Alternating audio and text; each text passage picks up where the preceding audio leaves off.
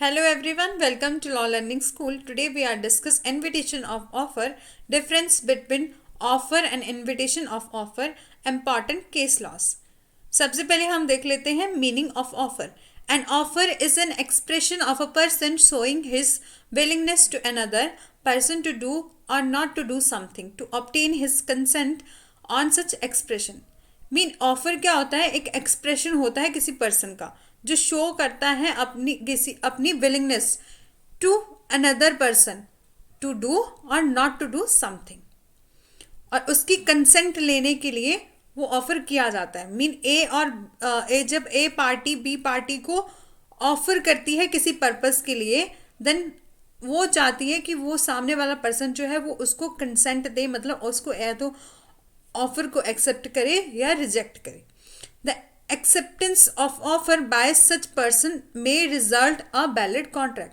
जब उस ऑफर की एक्सेप्टेंस कर लेता है जो दूसरा पर्सन है जिसके सामने ऑफर किया गया होता है, जिसको ऑफर दिया गया होता है, तो उन दोनों पार्टीज के बीच में एक वैलिड कॉन्ट्रैक्ट बन जाता है. और ऑफर मस्ट बी डेफिनेट होना चाहिए, सर्टन होना चाहिए और कंप्लीट होना चाहिए.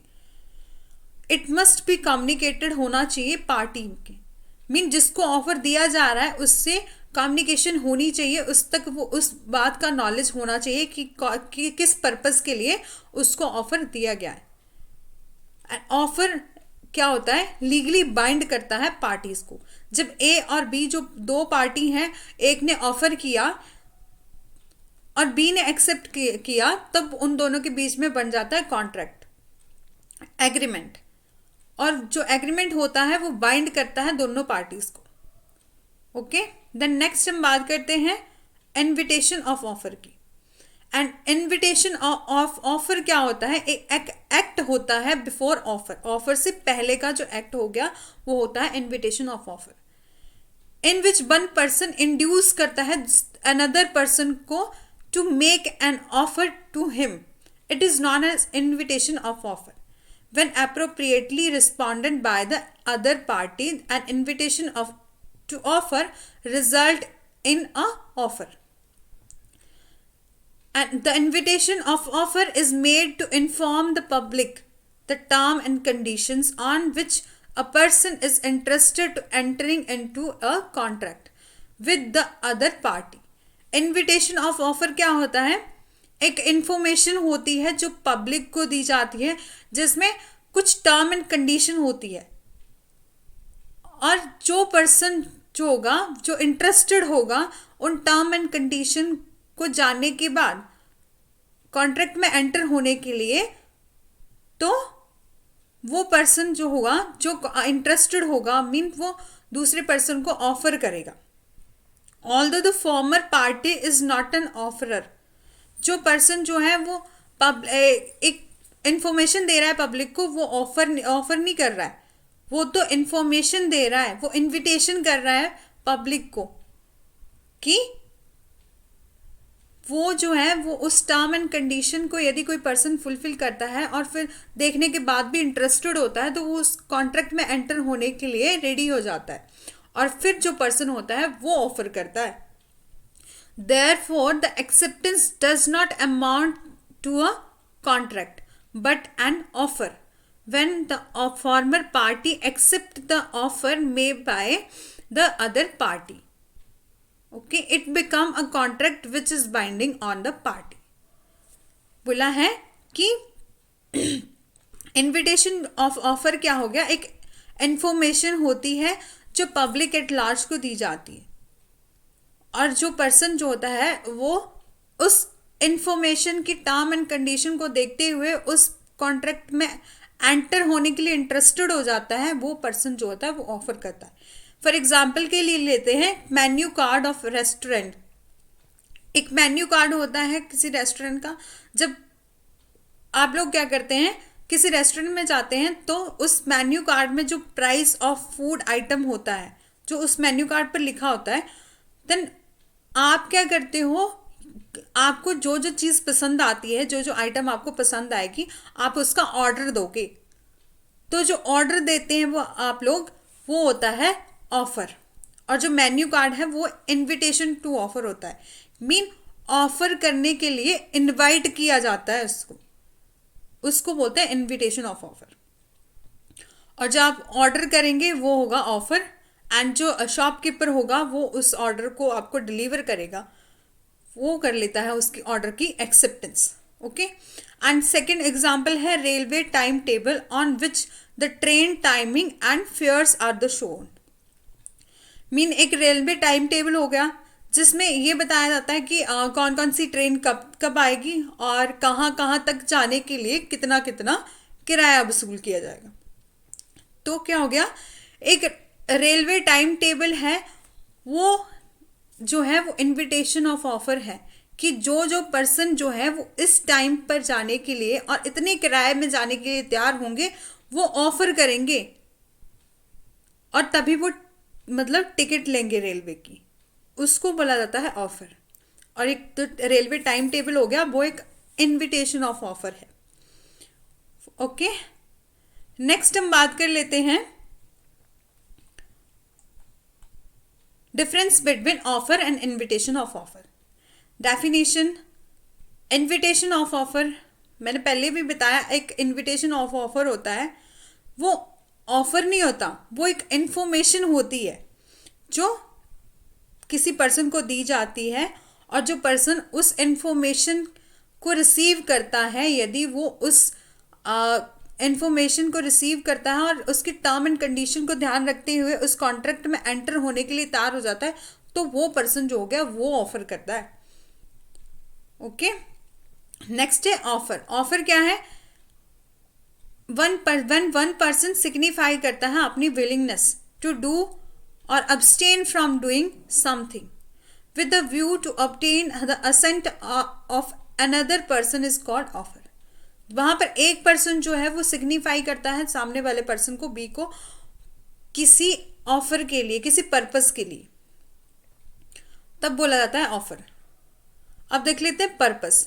जो इनविटेशन ऑफ ऑफर हुआ उसका पर्पस क्या है, invitation of offer is made to get an offer. उसका पर्पस क्या है कि जब किसी को इन्फॉर्मेशन दी जाएगी तो जिसको इन्फॉर्मेशन दी जा रही है वो ऑफर करेगा। Okay, mean offer is, invitation of offer is made to get an offer. And offer क्या होगा, it's made with an objective to get acceptance. Offer जब दिया जाता है किसी दूसरी पार्टी को तो उसका पर्पस क्या होता है कि वो उसको एक्सेप्ट करेगा, और जब ऑफर और एक्सेप्टेंस हो जाती है तब बनता है एग्रीमेंट, और जब एग्रीमेंट जो होगा वो इन्फोर्स करवाया जाए किसी लॉफुल अथॉरिटी के पास तब वो बनता है कॉन्ट्रैक्ट। ओके, देन नेक्स्ट है डिफाइन किया गया है। क्या इनविटेशन और टू ऑफर को इंडियन कॉन्ट्रैक्ट एक्ट में डिफाइन किया गया है? नहीं, जो इंडियन कॉन्ट्रैक्ट एक्ट है वो कहीं भी डिफाइन नहीं करता इनविटेशन ऑफ ऑफर को, बट ऑफर जो है वो डिफाइन किया है section 2A of Indian contract act में, जिसमें उसकी डेफिनेशन दी गई है। And acceptance, information of offer and invitation of offer become an offer. Mean जब इनविटेशन दिया जाता है ऑफर का, तो जो जिसको इनविटेशन दिया जा रहा है, मतलब जिसको इंफॉर्मेशन दी जा रही है, वो क्या बनाता है, offer. And offer become an agreement when accepted, और ऑफर जो है वो एक्सेप्ट कर लिया जाता है तो वो बन जाता है एग्रीमेंट। ओके, नेक्स्ट हम बात करते हैं legal consequences. Invitation of offer does not give rise to legal consequences. उसकी कोई लीगल कंसिक्वेंसेस नहीं होती इनविटेशन ऑफ ऑफर की। Okay, offer give rise to legal consequences. Mean यदि कोई पर्सन जो है वो ऑफर कर रहा है और फिर उसके बाद वो दूसरी पार्टी उसको एक्सेप्ट कर लेती है, और उसके बाद वो उन दोनों के बीच में एग्रीमेंट हो गया, और फिर वो जो पर्सन है जिसने ऑफर किया है वो रिफ्यूज कर देता है जिस भी पर्पस के लिए उसका एग्रीमेंट हुआ है उस पार्टी के साथ, देन कुछ लीगल कंसिक्वेंसेस होती हैं जिससे उस कॉन्ट्रैक्ट को इन्फोर्स करवाया जा सकता है। Okay, and made to, invitation of offer है, invitation of offer can be made to group of people.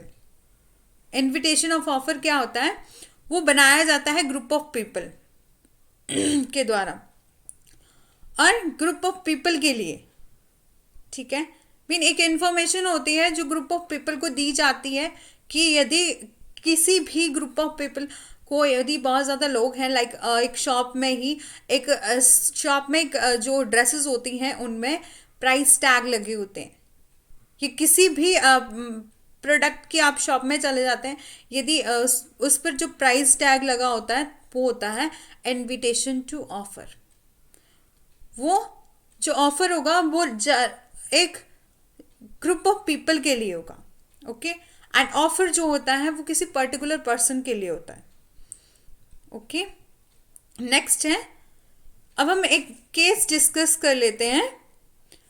एक है a pharmaceutical society of great Britain versus would cash chemist limited 1953 का। बहुत ही एक लैंडमार्क केस है, जिसमें क्या हुआ था कि जो एक शॉपकीपर था, एक जो डिफेंडेंट है, वो एक शेल्फ सर्विस शॉप करता था, और जो डिफेंडेंट है, जो प्लेंटिव है, वो डिफेंडेंट के शॉप से जो होता है मेडिसिन का एक बॉटल उठा लेता है और बोलता है कि मैं इसे खरीदना चाहता हूँ और आप क्या इसे बेचेंगे। और उसके बाद वो जो डिफेंडेंट है वो बेचने से मना कर देता है। तो प्लेंटिव जो है वो डिफेंडेंट के अगेंस्ट केस फाइल कर देता है, और उसका कंटेंशन ये होता है कि यदि शॉप में कोई सामान रखा है और उसमें प्राइस टैग लगा है तो ये ऑफर टू सेल होगा, और अगर हम उस ऑफर को एक्सेप्ट कर लेते हैं तो हम दोनों के बीच में कॉन्ट्रैक्ट बन जाता है, ओके। अब बात कर लेते हैं एक सेल्फ सर्विस सिस्टम होता क्या है। एक सेल्फ सर्विस सिस्टम होता है जिसके अंदर जो उसके अंदर शॉप में जो सभी मेडिसिन रखी होती हैं, जो शेल्फ में रखी होती हैं, और शेल्फ में कोई भी कस्टमर आएगा, मतलब उस शॉप में कोई भी कस्टमर आए और उस कस्टमर को जो भी मेडिसिन खरीदनी होती है वो उसको पिकअप कर लेगा, मतलब करके वो कैश काउंटर पर जाएगा और उस मेडिसिन का एक बिल पे करेगा और उसको खरीद लेगा। उस शॉप में जो है बहुत सारी ऐसी मेडिसिन रखी थी जो एक फार्मेसी एंड पॉइजन एक्ट 1933 के अंडर आती थी, कि पॉइजन लिस्ट, उस एक्ट की पॉइजन लिस्ट में रजिस्टर्ड होती है। और जो फार्मेसी एंड पॉइजन एक्ट है 1933 का, उसके सेक्शन 18 सब क्लॉज 1 में बताया गया है कि यदि इस लिस्ट में कोई रजिस्टर्ड जो मेडिसिन होंगी उनको बेचने के लिए रजिस्टर्ड फार्मासिस्ट का सुपरविजन होना बहुत ज़रूरी है। तो इस केस में शायद वो जो मेडिसिन उस पर्सन ने उठाई थी वो शायद इस लिस्ट में आती होगी, तब उस डिफेंडेंट ने क्या किया, उसको रिफ्यूज़ कर दिया कि मैं आपको ये जो मेडिसिन है वो नहीं बेच सकता। तब क्या हुआ कि उसने, उस जो पार्टी प्लेंटिव है, उसने केस कर दिया डिफेंडेंट के ऊपर। तो इश्यूज क्या था कि यदि शॉप पर कोई भी सामान जो है वो प्राइस टैग के साथ रखा गया है तो ये क्या ऑफर टू सेल होगा या नहीं। देन कोर्ट ने हेल्ड किया कि शॉप पर जो भी सामान रखा होता है प्राइस टैग के साथ रखा होता है वो कोई ऑफर टू सेल नहीं होता, वो एक इनविटेशन ऑफ ऑफर होता है, ओके। देन जब उस मेडिसिन को उठा के जो पर्सन है वो कैश काउंटर में ले गया, तो उसने ऑफर किया उस शॉपकीपर को कि क्या आप उस चीज़ को, उस मेडिसिन को मेरे को देंगे या नहीं। देन उसकी एक्सेप्टेंस करना या रिजेक्शन करना डिपेंड करता है उस शॉपकीपर पर, ओके। देन ये हेल्ड हुआ था कि इस केस में कोर्ट ने बताया था कि जो किसी भी शॉप पर जो भी सामान रखा होता है जिस पर प्राइस टैग लगा होता है वो सिर्फ इनविटेशन ऑफ ऑफर होगा, वो ऑफर टू सेल नहीं होगा, वो एक इनविटेशन टू ऑफर है, ओके। तो नेक्स्ट हम बात करते हैं एक और लैंडमार्क केस है हार्वे वर्सेस फेसी। 1893 का एक केस है जिसमें ये था कि जो फेसी था वो एक ऑनर था प्लॉट का जिसका नाम था बम्पर हॉल पेन। जो हार्वे है प्लेंटिफ है वो सेंड करता है telegram to Facey which stated will, जिसमें वो दो क्वेश्चन लिखता है कि will you sell us Bumper Hall Pen, क्या तुम मुझे बम्पर हॉल पेन जो नाम का एक प्लॉट है वो बेचोगे। और दूसरी क्वेश्चन में लिखता है कि telegraph lowest price answer paid, मतलब कि मेरे को बताओ कि आपके बम्पर हॉल पेन जो प्लॉट है उसका लोएस्ट प्राइस कितना है।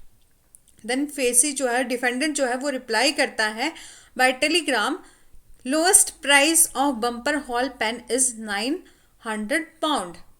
देन हार्वे क्या करता है, रिप्लाई करता है ठीक है we agree to buy Bumper Hall Pen to for the sum of 900 pound, okay, and ask by you please send us your title deed and order that we may get an early possession, okay.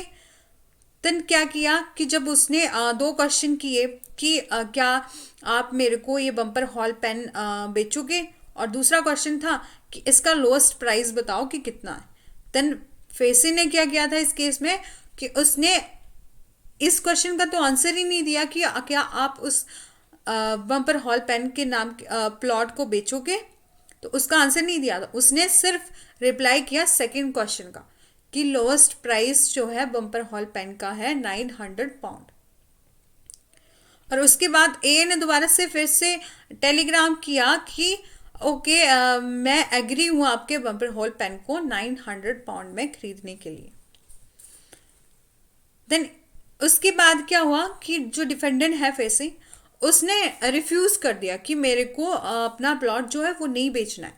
Then जो plaintiff है उसने क्या किया, उसने case कर दिया कि जब उसने हम मुझे ऑफ़र किया कि मैं ये जो इतना प्राइस है और मैं उसको खरीदने के लिए तैयार हो गया, तब अब वो रिफ्यूज़ कर रहा है उसको ऑफ़र को। देन कोर्ट ने हेल्ड किया that the Telegram was an invitation of offer not a valid offer. जो टेलीग्राम के द्वारा उसने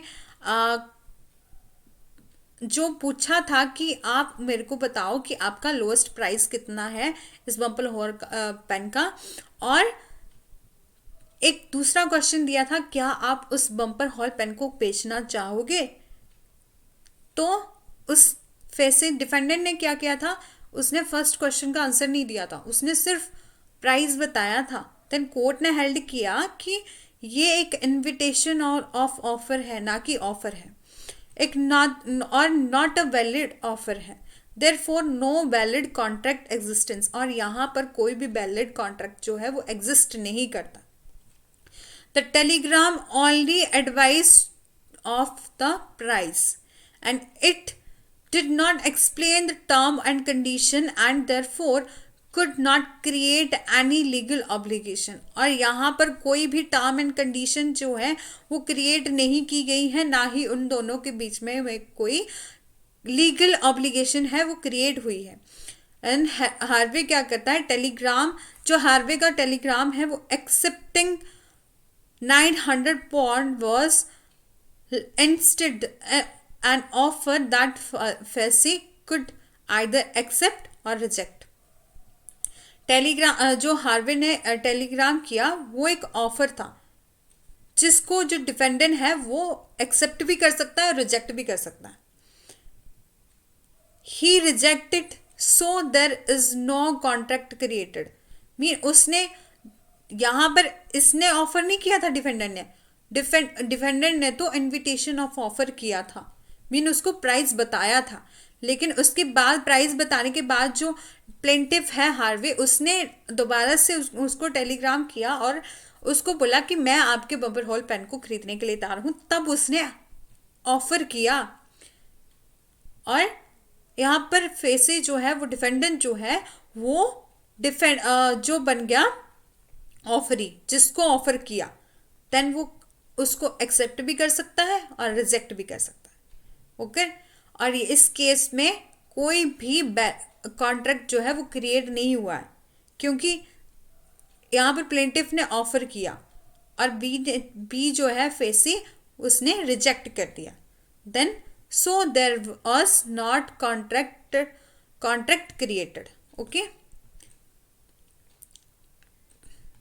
थैंक्स फॉर वॉचिंग। यदि आपको वीडियो अच्छी लगी है then do like, share and subscribe and press the bell icon for further notification.